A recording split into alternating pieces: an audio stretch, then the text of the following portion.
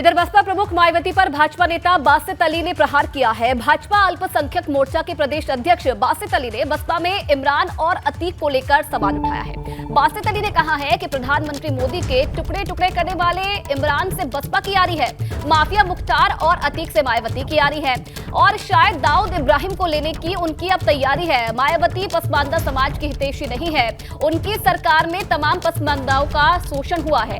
मोटी रकम लेकर टिकट दिए गए लेकिन प्रतिनिधित्व नहीं मिला है। भाजपा सरकार में पसमानदा समाज को जगह मिली है। तो बसपा प्रमुख मायावती पर भाजपा नेता बासित अली ने यह प्रहार किया है और तमाम आरोप उन पर लगाए हैं। तो मायावती जी लगातार मोदी जी के टुकड़े टुकड़े करने वाले इमरान, माफिया मुख्तार और अतीक से उनकी यारी है और शायद दाऊद इब्राहिम को लेने की उनकी तैयारी है। इसी के साथ उनकी जन्मदिन के नाम पर चाहे मैं बात करूं, चंदा उड़ाने की बात हो। डिजिटल मार्केटिंग को सीखकर आपके प्रोडक्ट्स और सर्विसेज को दुनिया को बेचना चाहते हैं तो फ्रीडम ऐप को अभी डाउनलोड करें। डिजिटल मार्केटिंग का एक्सपर्ट बने। या एक माहौल को खराब करने की तुष्टिकरण की बात लगातार वो कर रही हैं। मायावती जी जिस तरह से पसमानदा समाज की हितैषी अपने आप को साबित कर रही हैं, वो कतई पसमानदा समाज की हितैषी नहीं है। उनकी सरकार के दौरान तमाम पसमानदाओं का शोषण हुआ और मोटी रकम लेकर के उनको टिकट दिए गए, उनको प्रतिनिधित्व नहीं दिया गया। वहीं भारतीय जनता पार्टी की सरकार के अंदर तमाम पसमानदा कार्यकर्ताओं को, नेताओं को जगह दी जा रही है और ऐसी कोई सरकार की योजना नहीं है जिसके अंदर पसमानदा समाज को योजना में हिस्सेदारी ना मिली हो। चाहे आवास की मैं बात करूं, 20 लाख आवास देने का काम, 90 लाख स्कॉलरशिप देने का काम। वहीं मायावती के पसमानदा समाज की रैली को लेकर भाजपा पर दिए बयान पर मंत्री दानिश अंसारी ने पलटवार किया है। कहा कि अल्पसंख्यक खास तौर से पसमानदा मुस्लिम समाज ने भाजपा से जुड़ने का मन बना लिया है और इसीलिए बसपा परेशान है। सपा बसपा ने मुस्लिम समाज को हमेशा सिर्फ एक वोट बैंक समझा है। इनका वोट तो ले लिया लेकिन उनकी भलाई के लिए कोई काम नहीं किया है। तो दानिश अंसारी का यह बयान सामने आया है। मायावती पर पलटवार उन्होंने किया है। उन्होंने कहा है कि वोट बैंक की राजनीति करने के लिए मुस्लिम समाज को निशाना बनाया जाता है। मायावती पसमानदा समाज की हितैषी नहीं है, दानिश आजाद का यह कहना है। और बसपा प्रमुख मायावती पर यह प्रहार दानिश आजाद की तरफ से किया गया है। दानिश आजाद अंसारी ने तमाम जो सवाल हैं वो बसपा पर दागे हैं। उनका कहना है कि पसमानदा समाज की हितैषी नहीं है मायावती और सिर्फ चुनाव में वोट बैंक के लिए मुस्लिम समाज को निशाना बनाया जाता है। पसमानदा मुस्लिम समाज हमेशा से भाजपा ने इनके लिए काम किया है। दानिश जी, मायावती ने ये कहा कि जो भाजपा लगातार पसमानदाओं के सम्मेलन करा रही है, ये सब एक तरह से विभाजनकारी नीति, समाज में विभाजन से जोड़कर उसको देखती हैं और वो कह रही हैं कि लेकिन ये एक असफल प्रयोग।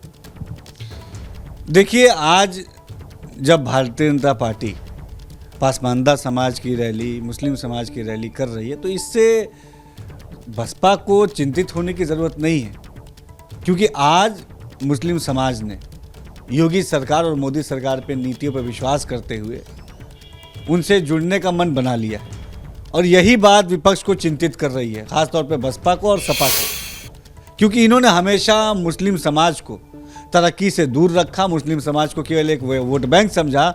चुनाव में मुस्लिम समाज से मीठी मीठी बातें करके इनका वोट तो लिया लेकिन मुस्लिम समाज के भलाई के लिए कभी कोई काम नहीं किया।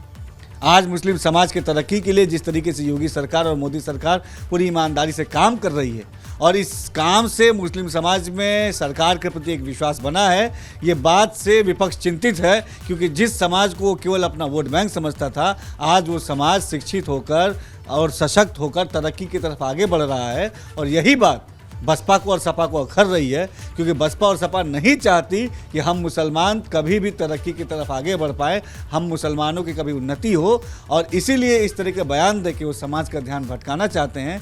लेकिन आज मुस्लिम समाज ये जागरूक समाज है और ये अपना भला बुरा खुद जानता है और इसने देखा कि इसी बसपा के पास, इन्हीं सपा के पास जब सरकार थी तो मुस्लिम समाज के तरक्की के लिए कोई भी ठोस काम धरातल पे नहीं हुआ। समाज का मुसलमान है वो भारतीय जनता पार्टी के साथ में जुड़ रहा है। और जहां तक बात की जाए सपा बसपा, तो दानिश आजाद अंसारी का कहना है कहीं ना कहीं लोगों को आगे 2024 में भी अपनी हार दिख रही है, इसलिए तमाम तरह की बयानबाजी कर रहे हैं, बहाने ढूंढ रहे हैं। कैमरा सहयोगी प्रमोद के साथ शैलेश अरोरा, एबीपी गंगा, लखनऊ।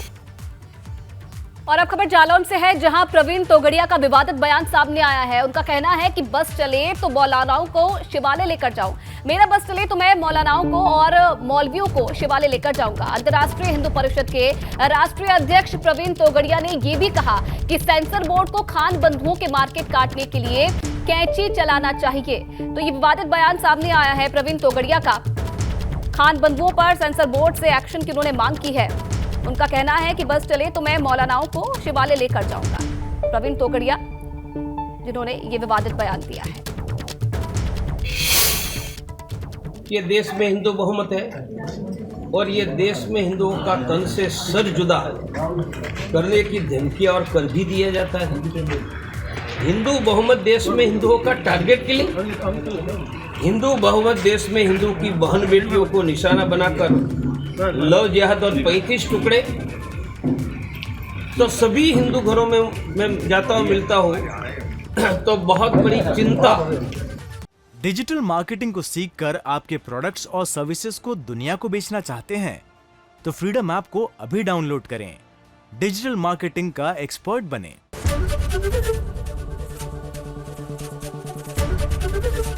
एबीपी गंगा, खबर आपकी, जुबान आपकी।